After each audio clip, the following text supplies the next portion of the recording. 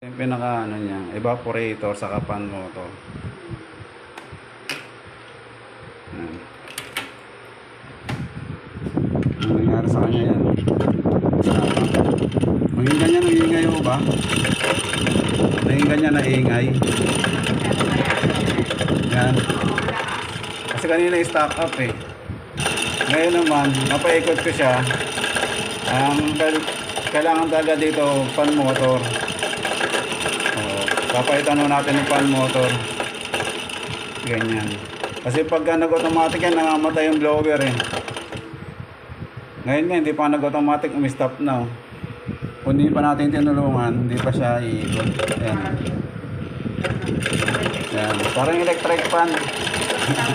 Ayan. Maraming salamat sa lahat ng nanonood. Please like and share. Thank you very much.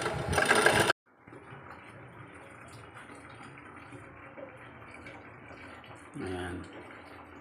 Washing cycle. Upon-loading of water. Na i-slightly moving yung drum niya clockwise. Ayan. Huminto na yung clockwise niya. Lumakas lalo yung pagkarga ng tubig. Ayan. After niyang mag-load ng tubig, yan, na-raise siya na yung level. Yan, nag-wash na siya.